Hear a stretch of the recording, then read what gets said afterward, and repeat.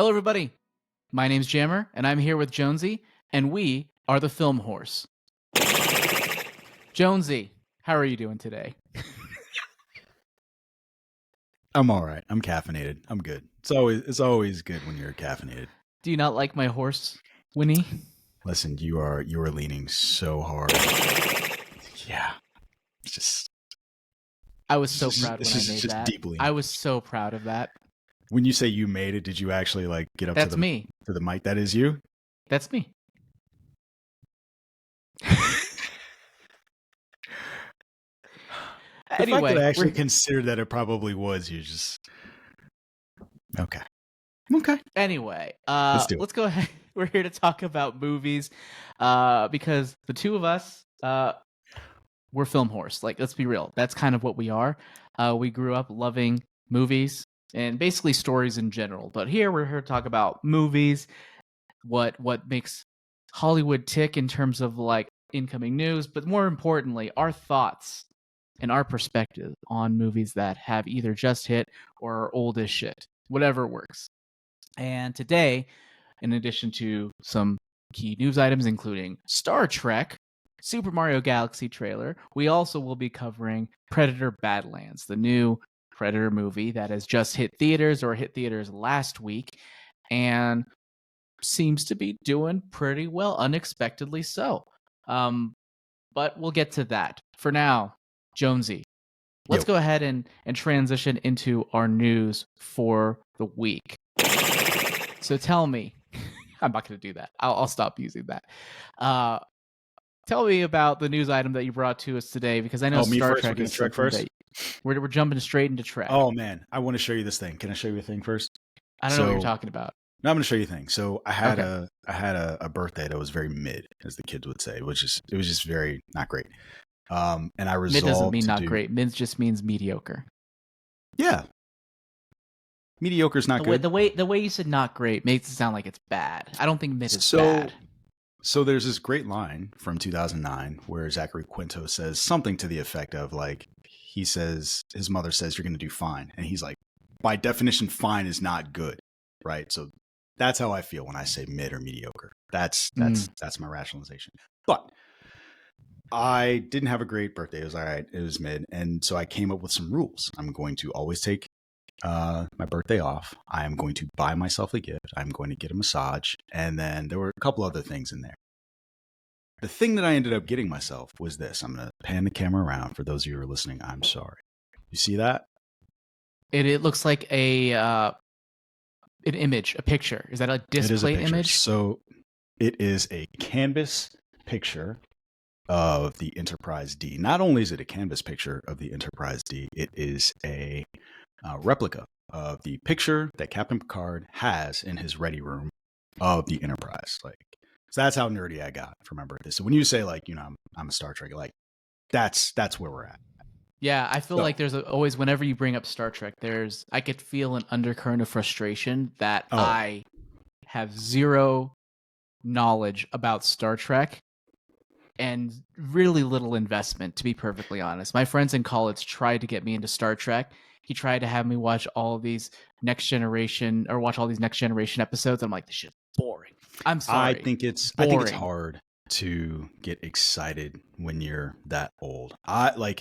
One of my inception was like being less than 10 and watching. Well, I remember because it always pop onto UPN 44, Digital 45 in the middle of the day on the weekends. Yeah. Or if I was homesick, it would do that, in the middle of the day. And I would just didn't boring. Like it. That's crazy. Live action. No. Well, I would watch like. Oh, you didn't like live action? Okay. Yeah, I was a cartoon kid. I'm like, give me cartoons. Then again, I did watch live action stuff, but it was boring. It looked boring, to be clear. And it's funny. I think it just has to do with my perspective. You want to hear something strange? I love Star Wars. Yeah, I like Star Wars. I grew up with Star Wars, like everybody in fucking America and the world. But there's part of it I remember watching as a kid, thinking, if I wasn't invested in this would be boring to me.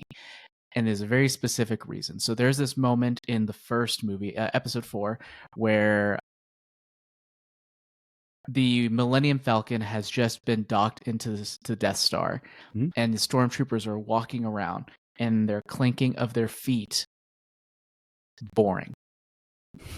It made it seem boring. The clanking of their feet as they walked around, I'm like, this is boring. This is like, yeah, it's really specific. Similarly, we're approaching Christmas right now. The Santa Claus, the movie The Santa Claus with Tim Allen. The opening scene of them walking, like the feet of Santa Claus walking out into an office party, boring. I as a kid, I'm like, oh my god, I'm about to fall asleep. This looks like adult shit. Fucking weird. You're so weird. Yeah. Like that's the weirdest. It's psychotic. Like a very specific. Yeah. Feet, huh? What's that? It's not just feet. It's like just the anti-Tarantino. boring. That you gave 2 examples just now of feet being the thing that turned you off from adult shit. It was the clink, clink, clink of the stormtroopers walking, and thinking. I remember thinking at the time, "Wow, this sounds like a show for adults or a movie for adults." The way they're walking around, clink, clink, clink. What's you remember that episode of The Simpsons when they were talking about we need Spielbergo, we need his non-union Mexican counterpart. You don't remember this? Remember that? No. Oh my God, Mr. Burns wanted to do a play about himself. It was going to be his biography, and they couldn't afford Spielberg, so they were like, "Hey, we've got his closest non-union equivalent from Mexico, Spielbergo." That's you. You're Tarantino's non-union. Fair enough. Mexican equivalent. It's just the feet thing. It's just the feet. I'm Bizarro. I'm Bizarro Spielberg. Nope. Not Spielberg. Bizarro Tarantino. Yeah. Sorry. Spielberg on the mind. Anyways, this is a long preamble to a news item that you haven't gotten to yet. So keep going with Star Trek. I was going to get there. You were like, you want to hear something strange? And I was like, sure. Yeah. And that's how we got there. That's feet. on me. That's on me. Feet.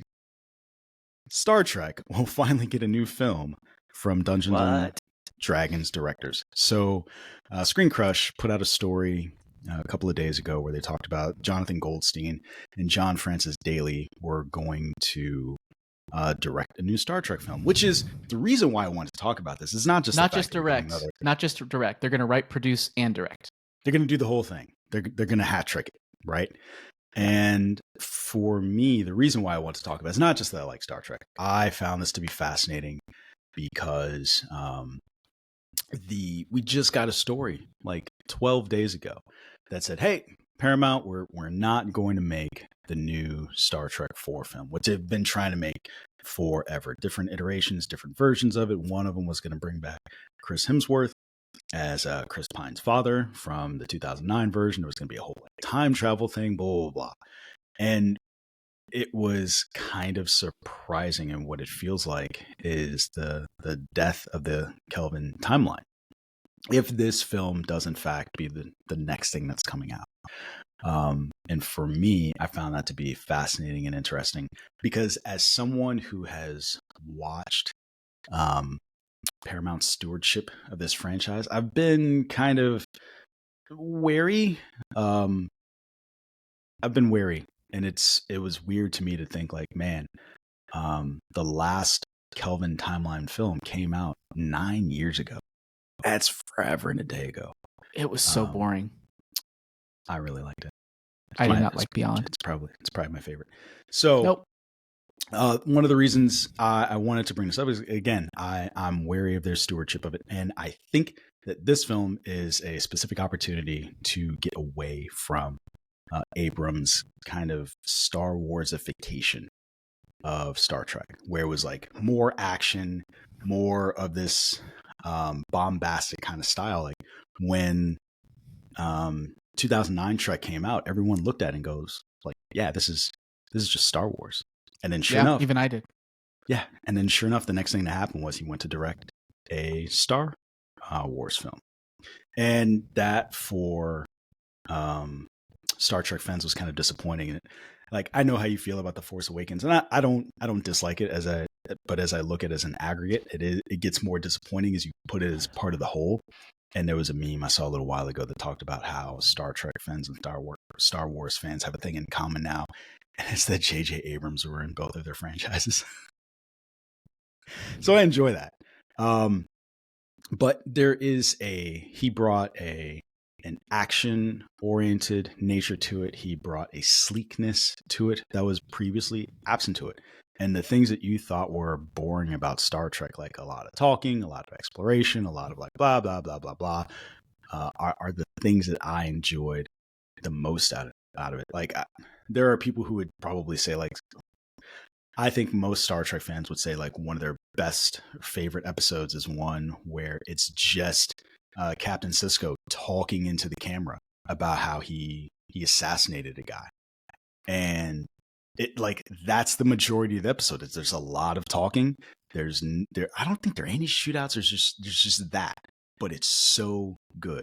And to me, that's the essence of Star Trek. Like, there's a war going on in the background, but the essence of the film, or the essence of the episode, is just really him talking to the camera. And so this film that we're getting from the Dungeons and Dragons folks is an opportunity to kind of move away from that bombastic nature, some of the stuff that they introduced into the Abrams flicks. And I'm excited for that. So here is my rebuttal to that. Let's hear it. It's not really a rebuttal. Let's call it a rebuttal. Or here's my challenge to that. I get That's where you're rebuttal. coming from. Like, this is an opportunity to move away from that.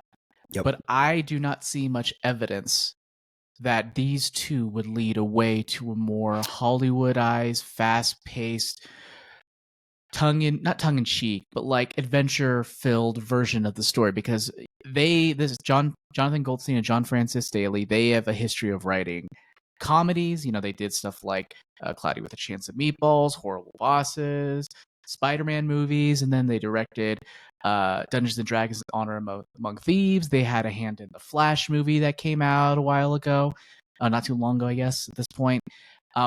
So their track record isn't, it doesn't speak to the more cerebral nature of the Star Trek that you like. So what is it about this that makes you think is an opportunity for them to actually move forward in the direction that you'd appreciate? Oh, I think it's an opportunity to do it. I don't know that they will actually do it. And so this, what we've seen is that style, the Abrams style, that sleekness. We saw it bleed into Discovery. We saw it bleed into Strange New Worlds. We saw it bleed into the upcoming Star Trek Academy. Like, this is just how Star Trek looks now, with the exception of, and Star Trek Picard had some of it, not quite as much. But you didn't see a lot of that in Lower Decks. Lower Decks looked very much like an older style Star Trek. Lower Decks looked like Family Guy. Look, Rick and Morty, Family Guy. Sure. Yeah. In terms of the cartoon aesthetic, yes. The animation style, yes. But the way the ships look, the way the uniforms look, the way the phasers look, like all of this Star Trekkiness of it was more like Star Trek Voyager, Deep Space Nine, or The Next Generation, like all of the old stuff. And so I don't disagree with you that given their track record, we might stay in the same vein. That said, I think that the things that Star Trek films disliked about the Abrams stuff, there is an opportunity to move away from that. What aspects did you not like about Abrams that you would like to see go away? I do think that the sleekness of it, I didn't particularly care for. So the visual. The visual. I want the visual to be, I don't want to say gritty and dirty, but it like a little bit more like it used to be. The other thing is, to the point about that you brought up about the directors, like, I actually don't mind some of the tone of the Abrams films. Like, I think what's really frustrating to me about the Abrams films is I think that there are moments of like brilliance in there. And it's like, I understand why people like J.J. Abrams. Like, when I look at some elements from the 2009 and the Into Darkness stuff, the way he positions folks, the way he does some of that direction, I get it. I like it. I think he's a But great he's director inconsistent. and filmmaker. storytelling, I can understand the frustrations there. Yeah. Yeah. I think the biggest letdowns for me in those films was how he told some of those stories. Yeah.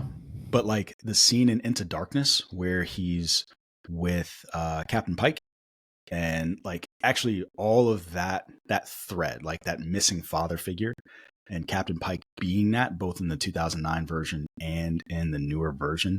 I'm sorry, not the new, in Into Darkness. I loved watching that, and so like that to me is just like really really good stuff. And that's like mostly talkies and borings up until the point where Captain Pike gets killed. And I thought it worked really well within the context of the film.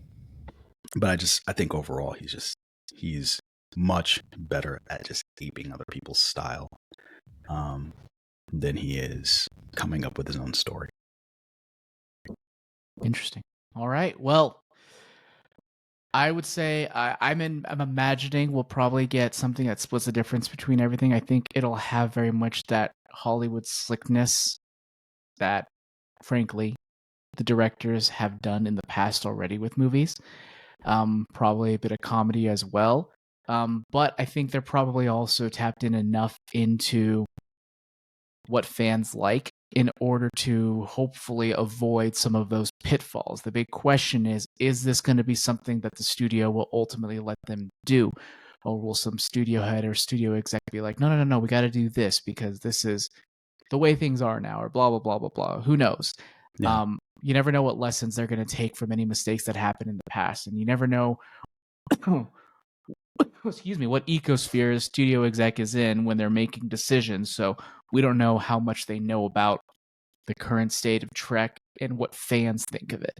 Because from the outside, like I think there's a lot positive, there's a lot negative that fans think, but I don't really know what those are. Yeah. I think that with Star Trek Discovery, it was a split, right? Like people didn't like the sleekness of it. They didn't like the design of some of the characters. They didn't like some of that stuff. And then as it went on, like I was willing to accept those things, and I enjoyed the first 2 seasons, but then after that, not quite as much. And so that's pervasive. You get that with Star Trek Discovery. You get that with Picard. And I did not feel that way about Lower Decks. I enjoyed that throughout. What I will say is this. For me, to your question, I figured out an answer to your question. What about the directors signals that they'll move away from this, that, and the other? Nothing. What will tell me what they're going to do and how excited I should or shouldn't be about it is what era it's going to be set in. So are they going to be in the original Star Trek timeline? Are they going to be in Next Generation? Are they going to be in the Kelvin timeline? Are they going to be like, what are they going to do? Deep Space Nine? And are they going to reboot older characters? Are they going to reboot Voyager, DS9, whatever? Or is it going to be an original story? And I think once I start to see some of those parameters, I'd be able to better answer that question. Fair enough. All right, cool. Well, let's go ahead and move on to the next story of the day, which is Super Mario Galaxy. Super Mario Galaxy is the next animated film coming from Illumination, of course, as well as Nintendo. A couple years ago, was it a couple years ago at this point? 2023, yeah. That the original came out. You'll remember, and by you, I mean you, Jonesy, not anyone else listening, but back in the podcast that we had back in the day, I had the controversial opinion going into that year in that it was my most anticipated animated film of the year. Superseding Across the Spider-Verse. How'd that go for me? No. I don't remember what you said about it. No. I thought it looked like shit. I thought it looked fun. No, I thought it looked great. Well, yeah, visually looked great. No, I thought it looked like it could be fun. I thought the trailers looked fun. I'm like, sure, let's go for it. I'm having a good time. That initial trailer sold me. I was all about it. And then the movie came out. Oh, that it wasn't egregious. It was just mediocre. As the kids would say, it was mid. Yeah, it was very, and not just mid, it was safe.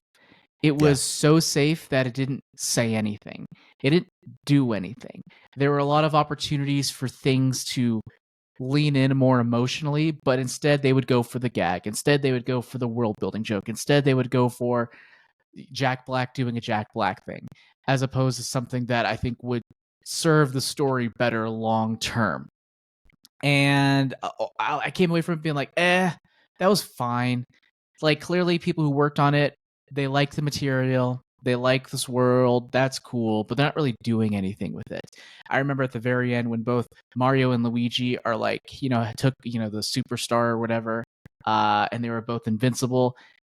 And I was like, I feel like I'm supposed to be feeling something here, but I can't feel anything. I don't feel anything. I do not care. I watched it again.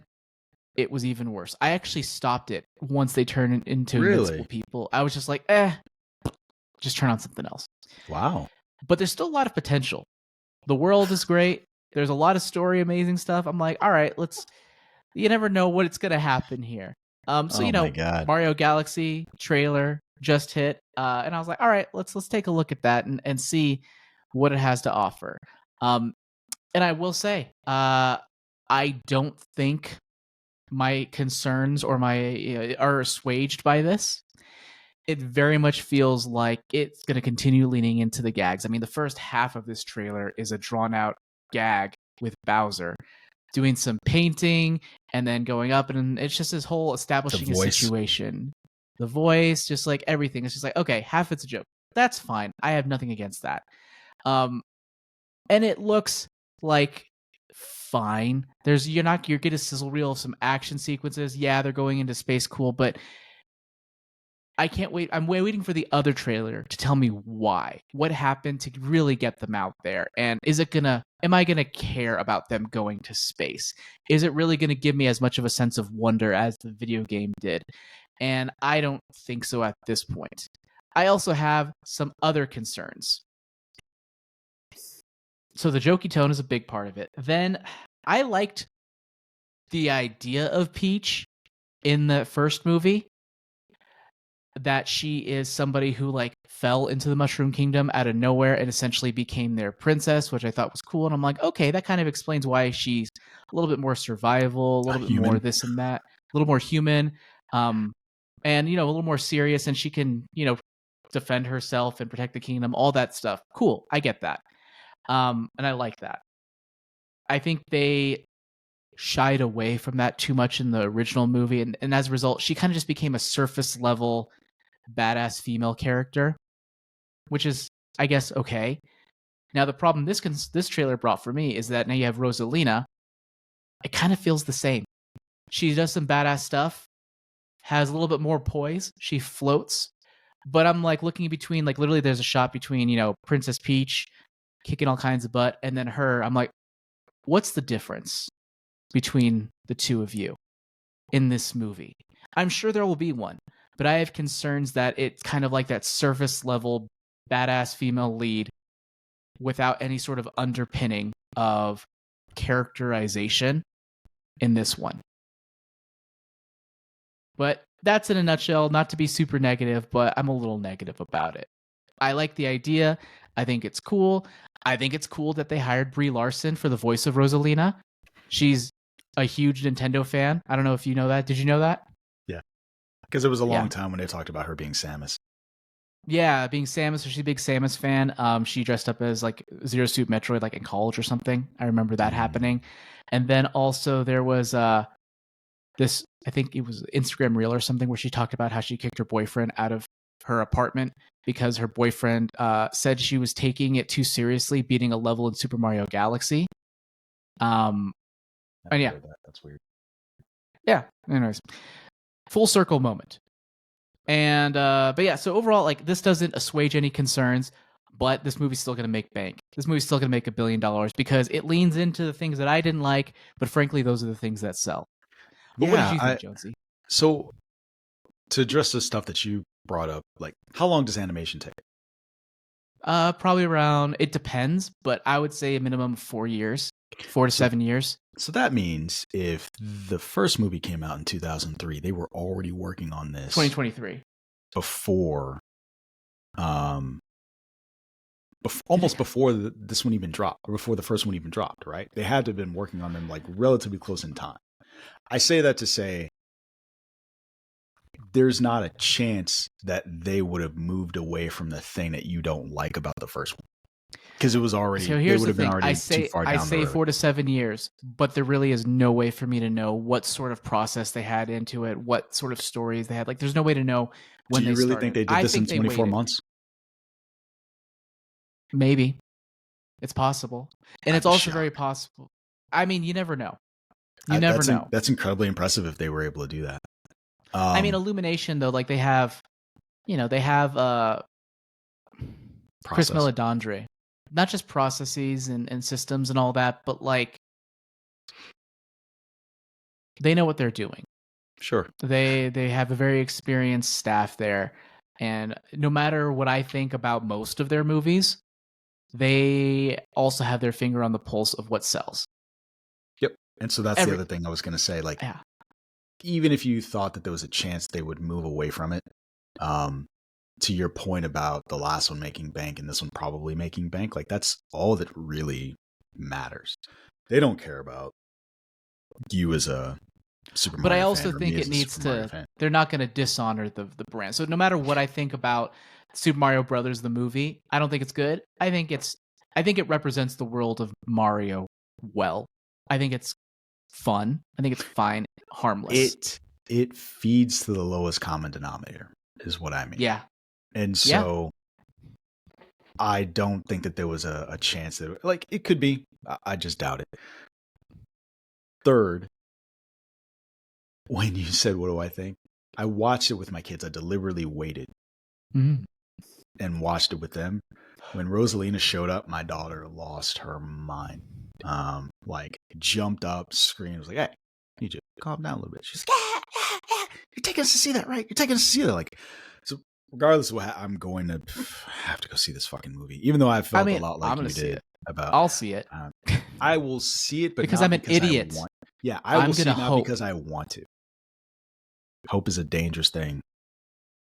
So I don't really want to see it, but I will see it because my kids will like tar and feather me in the front yard if I don't, as a warning to other fathers and parents. But yeah, like you, I'm not particularly into it, and I agree with your assessment probably about the thing. It's funny that they hired Brie Larson because I think that is, that does not bode well for it not being dissimilar from the thing that you're concerned about. You know what I mean? Like, I feel like it very much leans into that Captain Marvel type of thing. But it could just be a character direction, though. I mean, she can do well given a character, given a good script and a character that does well. I don't know if that's a problem with that. The evidence seems to indicate that they just want to go in that direction. So, you know what I thought you were going to say before when you were saying that she's very similar to Peach? Before you finished that thought, I thought you were going to say whether or not you thought the movie was going to pass the Bechdel test. Did the first one, there was no other female characters, right? Other than Peach. So the answer is no. This one might. It depends on if they have a conversation. Maybe. Or maybe it'll be like a Frodo and Legolas thing where they'll exist in the same franchise but not actually say any words to each other. It's possible. Which is hilarious because there was a, I don't know if you saw, well, you had to have seen it, the conversation a few months ago about the fact that Peach and Mario are just friends. What about it? I would love it if they just kind of leaned into that. How did you feel about Mario calling Bowser's thing trash, his painting trash? It actually made me laugh. Did it? I like that Mario was a little mean. Yeah. And I get, and I could also see it as like a potential learning opportunity for him too, to be less of an. I don't want that asshole. I'm just saying. Oh, well, you mean Mario? Yeah. I don't like that because kind of that little bit of attitude is generally absent from the games, and it was absent from the cartoon I saw growing up. So like him having little yeah, I like that. You like that? Okay. Yeah, and it gives him a little bit of an edge, a little personality. Yeah, let's see if he snaps Bowser's neck. Could be funny. How did you feel about in here? Bowser returning? Exactly the same. Did you like Bowser in the first one? I did like him. I I think it's hard to tell that kind of story and not make it seem goofy. And Jack Black is the right kind of person to get to tell a story of a giant lizard who kidnaps a woman just because he's really into her. And that could come off really poorly. And I think they did a good job of balancing like him and how he was. And the song made it even funnier, even better. There's almost a harmless sincerity that it brings to it somehow, even though it's still deeply depraved. Yes, it's great. Yeah. Did you see did we talk about this? That the music, the song that he did, Peaches, is basically a Rickroll. Go on. No. So apparently the chord progression is the Astley song, Rick Astley song, Never Gonna Give You Up. I forgot to look it up before I didn't realize we're going to get this deep into the conversation. I keep meaning to look this up.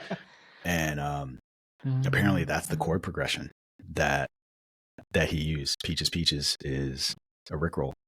You lost me at chord progression. I was thinking, oh, beat chord progression. Oh, I don't know. I know what that means. I know what it means, but like I can't mentally visualize what that means. You know what musical notes are, right? Yeah. Okay. So the notes chosen. I know what you're saying. I'm just saying I can't visualize it in my head. I know what you're saying, Jonesy. I'm just saying I can't visualize it in my head. What can't you visualize? What's the part that you can't visualize? The beat or the music, the chord progression. Most people couldn't. You would have to know it. Like I don't know. Yeah, that's what I'm saying. That's what I'm saying. You lost me there. I can't mentally visualize a chord progression. I can visualize a beat. I can visualize a rhythm. I can't visualize a chord progression. Here, I will look this up. No, don't send me it out. No, I'm not going to send it to you. I'm going to look it up just so we can talk about it. But anyway, that was it. But yeah, I'm not particularly excited for it. I'm going to be held hostage to go see this because my kids will murder me. That's. And I'm going to see it just because I'm going to hold out hope. Little bitch. I'm going to hold out hope. But in the meantime, I will just be looking more forward to watching Sing 3 whenever that comes out.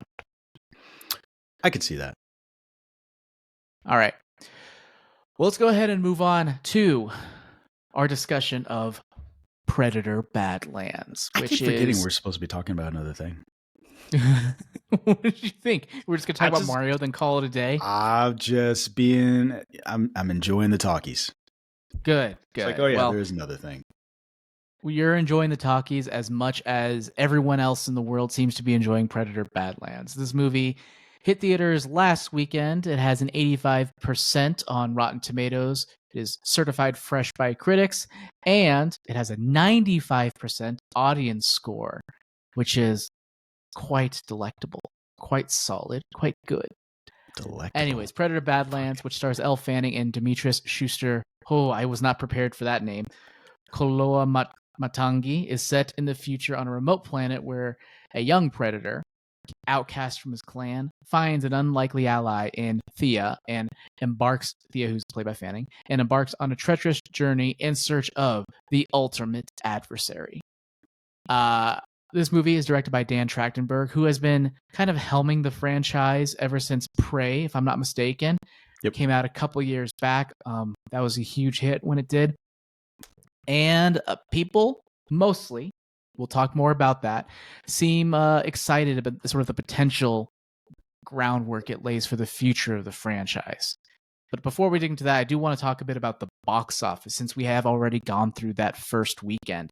This movie was expected to hit $25 million in its opening weekend, and it hit $40 million instead, which obviously a big hit. And I'm talking about North America right now, domestic. $80 million overseas is what started had. Again, that's just the first weekend, not taking into account what projections already for this weekend. And overall, it's the best, it is the strongest opening for the franchise as a whole, with the best one being back in 2004 with Alien vs. Predator, which hit $38.3 million, despite the fact that movie was terrible. Just as a comparison, the lowest grossing movie was Predator 2, but it's like, who cares, because that was back in the 90s. It's hard to compare that now. This is not adjusted for inflation. I think the closest comparison we can have was Predators, since that was the last theatrically released Predator movie, because Prey hit Hulu because COVID. and all that stuff. But anyways, Predators hit. Was it because of COVID? I'm thinking about it now. Or what was the reason why Prey just hit Hulu and not theaters? I'm not entirely sure, and it's funny. I was going to wait for you to wrap that up to talk about that a little bit. I don't know. I'm willing to Okay. bet that they would say that had to do a lot with the release. But my frustration with that was really that I'm frustrated for Amber Midthunder, who played the lead in Prey. So, and I was going to ask you this. Prey is kind of the reason why we have killer killers in this film. And do you think if Prey had been released in the theater, the reception would have been as good?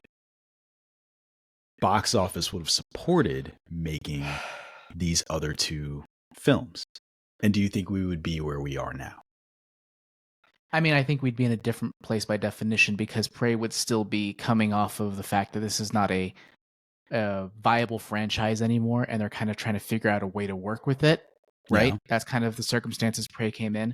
You're going to have to inform me because mea culpa here. I have not seen Prey. I have not seen Predators. What is Prey's tone and style? I think I have an idea, but just curious.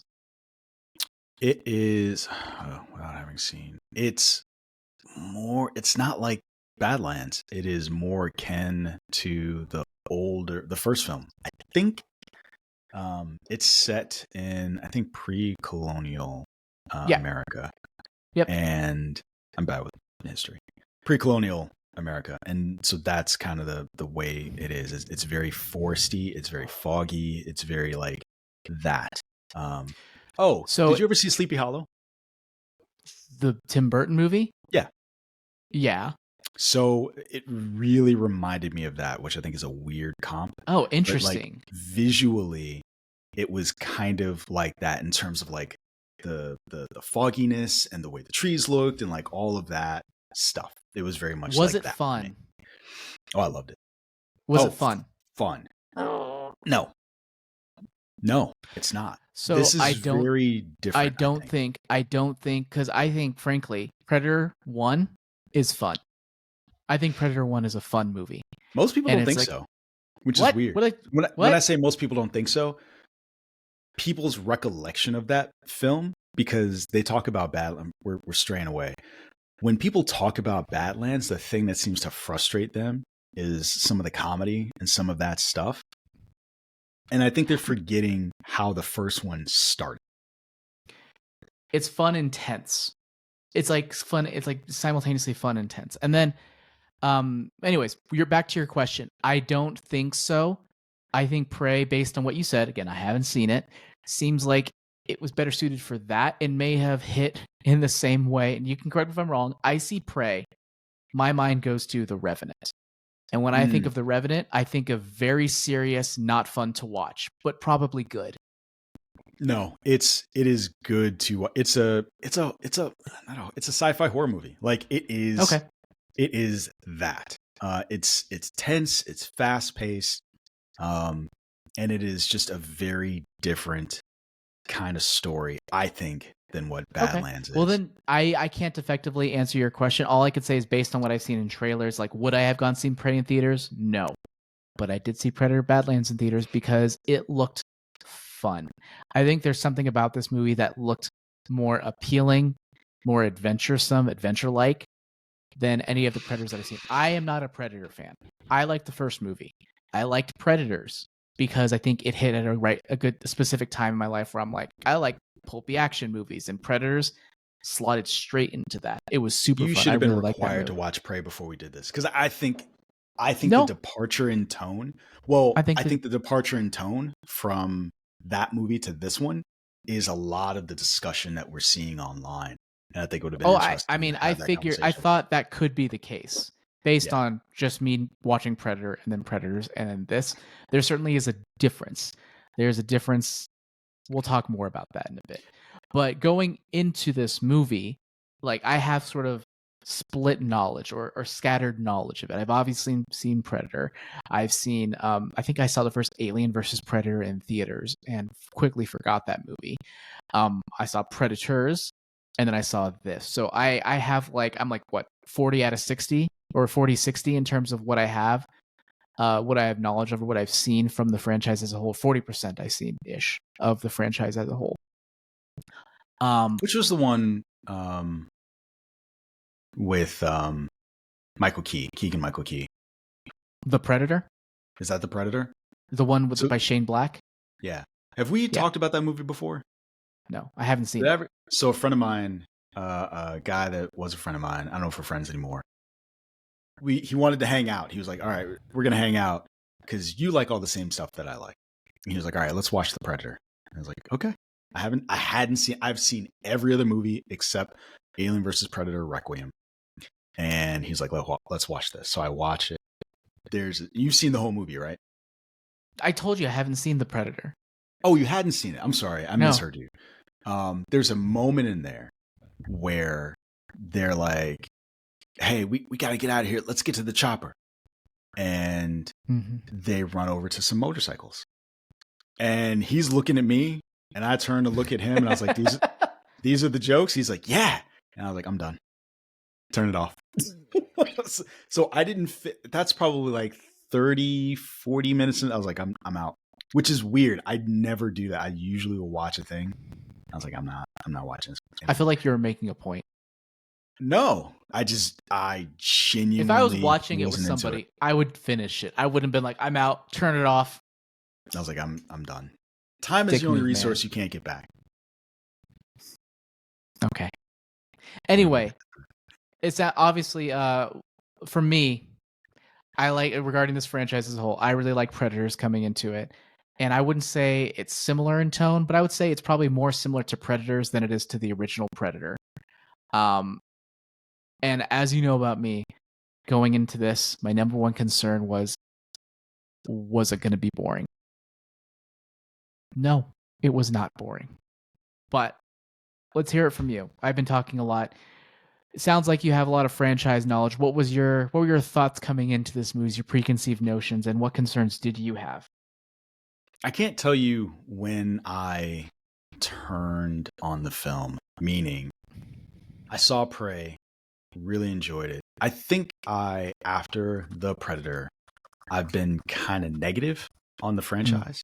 And so when I saw the trailer for Prey and it seemed like a back to basics kind of gritty one, I was into it. And then when I heard this was coming out, the only thing that made me want to see it is that it was the same director as Prey. And so even seeing the trailer, I think I saw part of a trailer and then I turned it off because I didn't want to be spoiled, which is funny. I'll talk about that a little later because I posted something on Threads and I found out something interesting. So I can't tell you what the moment was where I was like, I'm going to go see this movie, but I did. And I enjoyed it from beginning to end. I think that they did a really good job of the why. So what makes this type of Predator movie difficult is it's the first time you see one as the protagonist. Every other thing you've ever seen, he's been the antagonist to the film. Like hell, I have a Batman versus Predator comic book. And it's just a fascinating story. And watching this for since Predator's inception, always been the bad guy. Or if you look at the Alien versus Predator films, at best they're like Russia, right? They're like an ally, but like don't turn your back on them, they'll kill you. So watching this, where he's the protagonist, they had to make him into a character. And I've had to have discussions with people where they're like, I don't even like the visual design of this version of Predator. This is what somebody else is telling me. And I said, I think a lot of what they had to do was they had to make a lot of visual changes to the way the Predator looked so they could make him into a character, because he does have to emote. He does have to do these things so that... Does he look different? Yeah. He looks the same to me as all the other ones. A lot of what they... So it's computer generated versus practical effects. And that changed some of what it was. And so we as humans look for visual cues, and we want our human-esque characters to do human things so that we can feel something for them. So like, his eyebrows were going up in ways that we hadn't really seen before. And so like when Quay, his brother, are we talking spoilers? Are we in spoilers? Not yet. Okay. When you see what happens with him and his brother and then their father in the beginning, and like his face is that story being told, like that conflict of like literally from one moment to the next, like 3 different things happening in a row that causes his face to do all kinds of things. And so that necessitates a different kind of face on him. And so I was bought in from the beginning, and it was the only thing that I didn't like about the beginning was it was a little too dark. It was a little too special effects heavy, like jumping between stuff in the cave, and I couldn't enjoy the fight. Once they stopped fighting and did more of the talking, I became more into it. And that continued. And the feelings of emotion and whatever Deck was going through is what carried me through the film. So I thought that they did a good job of making him a protagonist in this film, either through his own journey or having him be humanized by Fanning or humanized by what did they name the other alien? What did they name? It was like Bubba or something. Sorry. Sure. Why don't you just call it? I just called it the monkey. I don't remember its name. I swear, I think it was it Bubba? It was something Probably. with a B. Probably. But you know why Bubba's stuck in my mind. I can't think past that right now. So, I mean, it was, to your point, yeah. I think they did a good job of humanizing him because he is a character that could have been really annoying because of the decisions he was making on the planet due to his upbringing and due to what happened just prior. So I think adding that or having that established early on, the why, really just made him way less annoying than he would have been otherwise. So really good job of establishing the motivations behind him. It's like, yeah, I mean, that's all he knows. That's what he knows, and that is the only reason the only reason he survived was because of his brother. But that is the only way he knows to survive is through strength.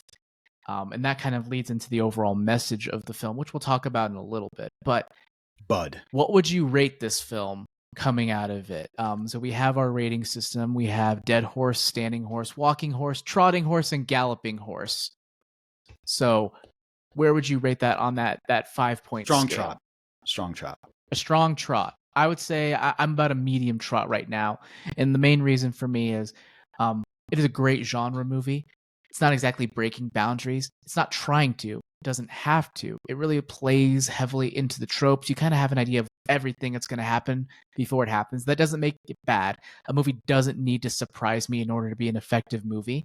A lot of times the best movies play into exactly what we expect it to happen, and it kind of just scratches an itch that we want in watching these sorts of stories. I think this one does that effectively throughout the whole thing. So yeah, I would say a medium trotting horse for me. Overall, a great job. I think this is some nice Viagra for the franchise, and I'm excited to see where it goes from here and how the story, if they decide to continue directly, which it seems like they will, going forward. But anything else before I kind of dig into sort of like the main overall thesis of the film and kind of its overall reception in Nope. Online. Spoilers. All right. This movie, and this is my big takeaway as I was watching it, as they were building things up, it was not lost on me how much this seemed to be anti-Predator. This is an anti-Predator way. This story is about somebody being raised in, you must be strong. You can show no weakness. You have to do it alone. You have to display strength. All of the toxic masculinity traits, for lack of a better term, really being drilled home. And this movie is about weaknesses being strengths, and then also in strength in diversity. And how this weak, quote unquote, predator grows strong through the variance of different skills brought on by the little shared or found family that he creates around him. And as I was watching, I came out of it, I'm like, is this movie like, this is exactly anti-Trump's America. This is legitimately against everything that is going on in this world and everything that he stands for. And I remember wondering, do people think that this version of Predator is a little bitch? And I haven't really dug into it. And then I mentioned to you that whole thought about this movie is about strength and diversity. This movie is literally against everything that's happening in our country right now.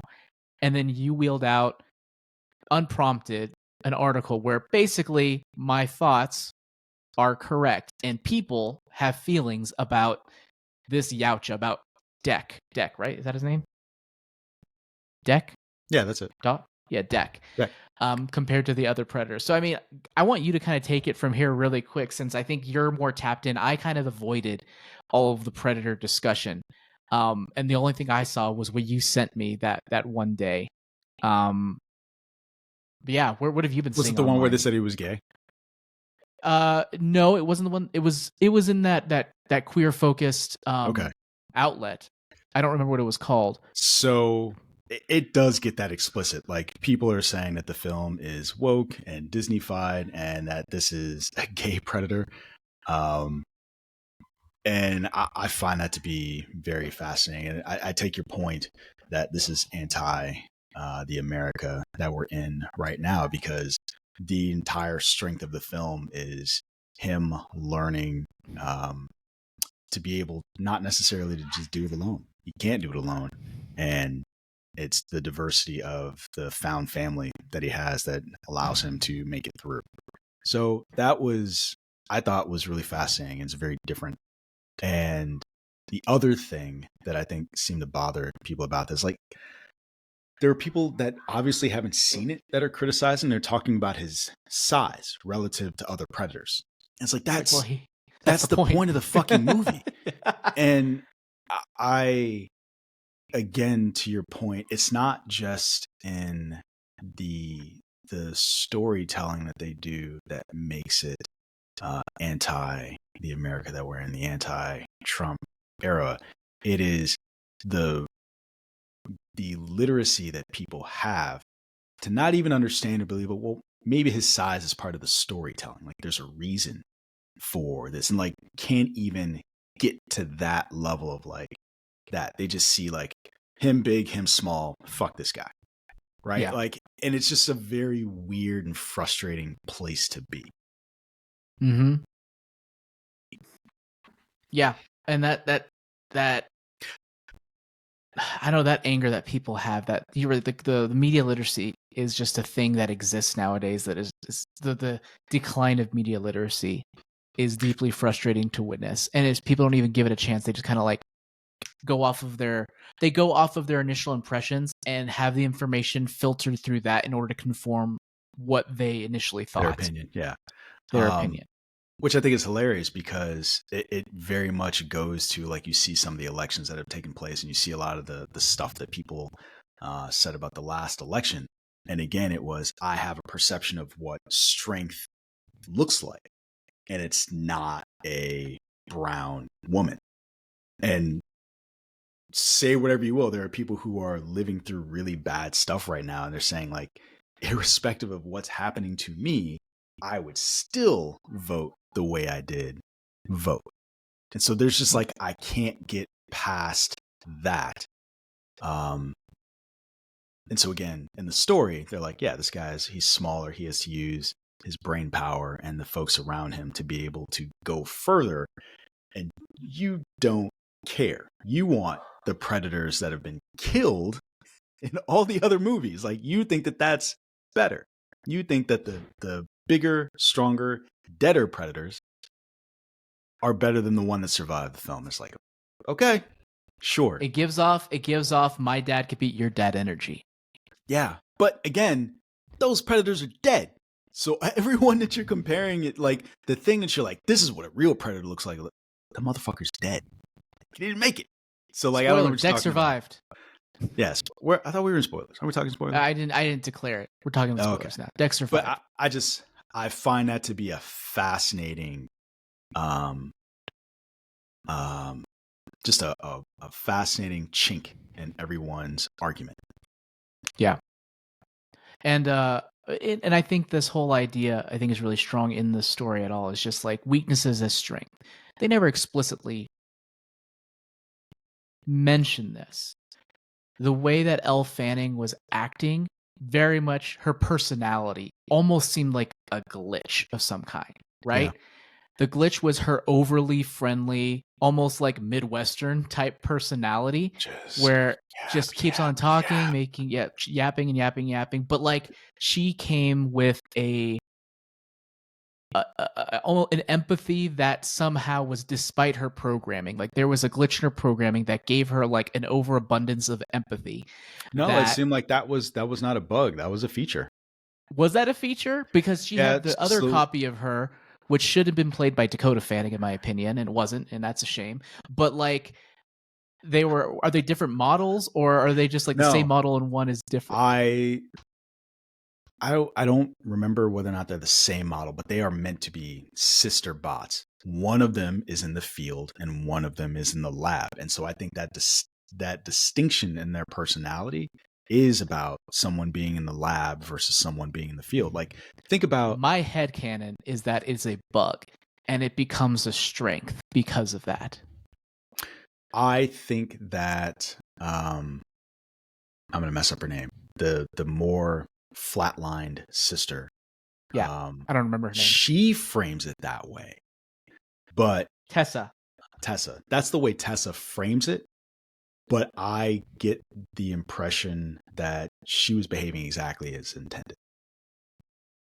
And I think it is. Here was my takeaway from it. I think it's difficult to imbue a machine with all of those sensors and all of those emotions because they did it on purpose and then not have it be reflected in how they behave. I think that's the glitch, if that makes sense. No, I don't understand. Can you explain that again? Her level of empathy, her Yes. emotional strength, and all of those things were programmed by design. Okay. I think it is impossible to give those things to a machine and then expect them to only behave as a machine. At some point, once you have all that empathy, once you have all that emotion, you will start to do your own thing. That might be the glitch, if that makes sense. But everything that she was emoting, that's just how she was programmed. And so I think that I find that to be an interesting lesson, right? Like it is hard to be imbued with feelings and empathy and all of those things and not react to the world that way because she was supposed to be the one that's shut into the lab because she's the one that's supposed to understand the specimens once they bring them back. And Tessa, being in the field, dialed down a little bit because that's not how she's supposed to be. Interesting. My perspective. So I'm looking here. I'm trying to find a source. I hate AI. It makes it so hard to find a source of anything these days. It's so frustrating. You hate AI because it's hard to find an answer to the question about the AI. Yes, exactly. Because it says here, I mentioned, did Thea glitch in Predator Badlands? And it says in the movie Predator Badlands, the character Thea, a Weyland-Yutani synthetic android, does not physically quote-unquote glitch in traditional sense of malfunctioning or stuttering. Instead, the film explores the idea of empathy as a glitch in her programming and that of her Yautja companion Deck. I don't know where they got that information that basically says exactly what I said. Maybe it's just telling me what I want to hear, but there's no way for me to know where they specifically got that. I think it is the lab bot being exposed to the world. Because remember, that was the conversation. She was like, I was supposed to be in the lab, but she took me out with her. And then everything that happened next is what happened next. So that's why when I said glitch, I was doing this because she was not meant to be in the environment that she was in. And that's what happens when you have that android or whatever you call it go out into that environment, it will naturally become that way, and that's just not normal. Yep. Yeah. Anyway, I think she did great. She was anime as fuck. I remember thinking that as I was watching it, I'm like, the way she's being presented just feels like it would be. She could slot right into Ghost in the Shell. The way I saw that, like the way she is being portrayed visually, the way she's kind of acting, something about it just felt very much like that to me, more than anything that I'd seen in the Predator franchise prior. Obviously, limited exposure. Listen, what I'm not sure you want to do is cast another white woman as the major in Ghost in the Shell. Don't cast them as a Japanese person for sure. That's a good point, but that's certainly what came to mind right away. And one last thing I want to mention, like I have a lot of things I really liked about this movie. That opening title card, that was sick. That was great. Yeah, when he goes onto the planet, and then you see like in the mountain in the distance is this giant like monster hanging off, and then the title card came up. Boom. That was it's dope. a choice. I like it. It was a bold It's just choice. very different because you forget. You kind of like it just kind of hits you like, oh, now the movie's starting. I like that. And I need to get Kirsten turned to me and went, "This is weird." When that happened, and so I went to see it. I went to see it with my wife Kirsten. She dreaded this movie so much. She was like, "This is going to be so." She thought it would be boring. She gets bored very easily. And if she's not invested, yeah, it's the ADHD, man. If she's not invested, she will like zone out for the entire thing. She thought the movie took too long to get started overall. Do you want to guess the moment she got invested? When Bud showed up. Yep. Yeah. Yep. She literally was just like, if the monkey was in the trailers, I would have wanted to see this movie. So that's where she was. But she actually did ultimately like the movie. She thought the movie was very tight. It was overall fun. She was invested. And this is from somebody who was genetically predisposed to hate this movie. Like on every level. Yeah. It's funny that you bring up Bud. Like I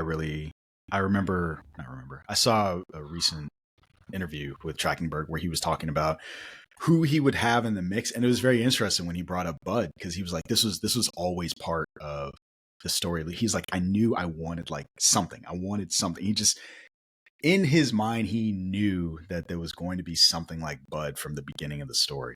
And so it was very interesting to hear him like talk about that and be very excited talking about how Bud would factor into the story just as a companion, not necessarily as the story plot eventually evolved into. So that was really fun to hear him talk about. And they did that in a satisfying way. The reveal of that Bud was, a baby version of what they were hunting. Yeah. When he started Callus, when the big Callus started like sniffing the Yautja, Kirsten was like, "Oh, he's a Callus." That was like, she turned over to me and said that. I was like, "Oh yeah, yep, that tracks." Here's a weird question for you, just to move away from that real quick. If the Yautja if they value strength and all this other stuff, where does their fucking technology come from? Where are the Yautja scientists? And it's funny because I remember thinking this as I was watching the movie. I had the same thought about Klingons. I don't run into too many Klingon scientists, but they've got the same kind of technology, right? Like cloaking technology. I bet you they enslave a planet that builds all their shit for them. That's too fucking depressing. I mean, that's my canon that I just created right now. That makes sense to me. They are not the scientists themselves. They enslave the scientists. So in Discovery, they did address some of that. In this, I am curious about the Yautja. Like, where does their tech come from? Because they don't seem like they're not making speeder bikes. They're not making cloaking tech. They've got fucking mandibles. Or not mandibles. They've got mandibles and little claw things. It's like the idea of them trying to use their little claws to try to make some of the tech that they have. How? I want to know. Anyway, that is a question, a good question for another time. to kind of round things off in a perfect circle. Last question I have for you about this, and question and then a statement. One of the things that I'm not sure I was sold on is, and I would have to obviously wait until the next movie came out, I'm not sure that I like that it ended on a teaser for another movie. What'd you think about that? I didn't like it. It felt cheap, but Yeah. so it felt pulpy. But so I actually, I'm flipping flopping here. I didn't like it at a story level, but I liked it in the sort of like, oh, it is the perfect ending to a cheesy, pulpy action movie, which this is. Okay. I'm going to answer a question for you that we talked about before we started recording. Why does Dan Trachtenberg like Predator 2? And I think it kind of relates to some of what we were talking about just now. Predator 1, it's just like a straight horror movie where like sci-fi horror movie where this is happening. 2 blows out the lore where you're like, oh, these are hunters from another planet. Are they going through time? Like, what do they do? And they're just like all of these questions that get asked at the end of this film. Like, wait, they don't all like each other. Oh, they're different clans. Oh, like, why do they have weapons? Like, how long have they been hunting humans? Is that an alien skull in the background of the ship? And so, while I do think that Predator 2 has its problems, like just the scope of what they end up doing just in the last 10 or 15 minutes of that movie kind of, I think, blew people's minds. And so it lent itself to being stuck in the zeitgeist. So like if you were a fan of this franchise, then all of the questions that got asked and everything that comes after that, where they do end up introducing aliens into the Predator franchise and vice versa, got you locked into this even more. It just blew out the lore. Yeah, I mean, I'd say if nothing else, this franchise has a lot of lore that the movies themselves have not lived up to, mostly. And it seems like now they're finally starting to live up to between Prey and this. And from what I understand, Killer of Killers, it sounds like we're kind of getting what you're not doing your homework, man. People have been imagining. What are you doing? What's going on? You're not doing. You didn't watch Killer of Killers. You didn't watch Prey. Like you just. Yeah. This is my perspective going into it as somebody who didn't. In my opinion, there is value to be had as someone who's not invested in the franchise, giving their perspective on the latest film in the franchise. Yeah, whatever. And I think it works. Okay. That's the hill I'm going to die on because I have no other option. No, I mean, I think there is value to that. I think it's one of the reasons why I like getting different perspectives from different people. I think having somebody with a perspective who is invested in the franchise makes sense, and then having the person who's less invested in the franchise also makes sense. I don't think everyone has to have their bases completely covered in terms of what they've consumed in order to bring insight into a discussion about a franchise. So here was the last thing I was going to say, and I brought this up to you before, and I said I was going to wait. I sent this thing out on Threads, and there was a picture of what appeared to be a harvester from the Independence Day franchise on the wall. Did you see this, or did you notice it? Did you care? I don't know what you're talking about. Do you even know what I'm talking about? Oh, I don't know the tweet that you're talking, or the threads that you're talking about. Okay. But when I say harvester, Independence Day, you know, so the aliens from Independence Day, there's a skull of one of those on the wall in Quay's ship. And so I was like, how come nobody's talking about this? Like, I see lots of discussion, people mad about Dex hair, people mad about this, like hashtag not my predator. We should work on phrasing. There was not a lot of discussion about this harvester skull. And a guy responded to me and said, well, a lot of people were talking about it because they saw it in the trailer. Now, if you remember us at the top of this podcast, I said I turned it off because I didn't want to get spoiled. Apparently people were talking about this. I would love that to be the next film in the franchise. Like, I want to see what happens when the Predators have to go up against the aliens from Independence Day. They just need to upload a virus from 98 Mac device. Whatever they got to do. Make it great. I just want to see if if Dan Trachtenberg continues to be as good as he's been, I'll even take like an anime. Like, give me a Killer of Killers, right? Tell me the story of how, go back in time. Tell me the story of how Quay took down that harvester. I could live with just that little piece of a thing. It doesn't have to be a movie. I just thought it raised so many questions of like, how did you all even do the thing? Like, was he on a planet hunting a thing and the harvesters came like, no, we're going to get this planet and he's got to survive? Like, it's just, my brain went crazy with it. And I had a lot of fun imagining that. Would that be interesting to you? What would be interesting to me watching a movie like that? Would that, yeah, would Sure. not necessarily one that I pitched. Not bad at. Yeah, I mean, like basically them going up against the harvester. Yeah. Sure. I mean, I don't know. I feel like they would need to incorporate it and make me care about it more than just a harvester. Sure. Like, I want it to be a harvester that was involved in invading Earth 20 years ago or 30 years ago at this point, somehow. Because otherwise, I don't care about just the alien design. Aliens versus aliens. Yeah. It has to get me invested in some way apart from that. Okay.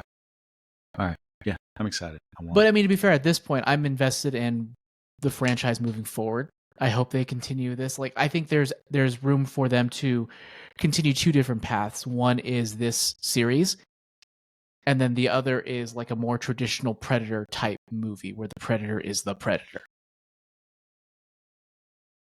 I think they've turned a corner. They've turned that corner. It's no longer a thing. I think that he's done such a good job of showing that they could go in any direction that I don't necessarily need it to go back to that, which is very interesting to me. Again, Killer of Killers, that it was just straight Predator being antagonist. And so it was very interesting, like not even a hint of the turn that they did in Badlands. So I thought that was a very interesting thing that they did. You know what's funny is at the end of this, I am what we got in this is what I wanted Alien to be after Prometheus. I wanted to kind of like with the Yautja and the robot and the android and then the Kalisk. Mm-hmm. I wanted them, or I wanted what seems like what they're doing with them to happen with Noomi Rapace and Michael Fassbender for them to go on like adventures together and then eventually have Michael Fassbender kind of learn humanity and this and that, blah, blah, blah. Obviously, that didn't remotely happen, but that's kind of what I wanted to happen is what they're doing with this right now, which I think is cool. What a wasted opportunity. Yeah. I think, like I said, I think they could have gone on like 5 to 7 different adventures together with him as a head and her as the human and doing stuff. That could have been cool. But whatever. That's not the Alien franchise at all. But it seems like Alien's doing well for itself right now, even though I haven't seen the last movie. People seem to like the last movie. Alien Earth? The show? No, the show, but then also the last movie that came out. Oh, yeah, Romulus. Requiem. Really good. Oh, Romulus. Yeah. People seem to be liking the direction right now that things are going in. So really good. They murdered a lot Who of am I to kids say? in it. They what? So it's weird. Like, I don't know if it's because I'm older. I'm curious how I would feel watching an alien or aliens being as old as I am now for the first time. My perspective watching the actors in Romulus is like, well, it's just a bunch of children. And they just destroyed in the most horrific ways. It was almost like watching Friday the 13th that takes place in the Alien franchise. We're like, I mean, that's kind of what the first Alien was, right? That's what I mean. That's yeah. So, I was a child the first time I saw it. Now I am older than probably everybody that was in that movie, with the exception of not Ian Holm, I can't think his name, the British actor.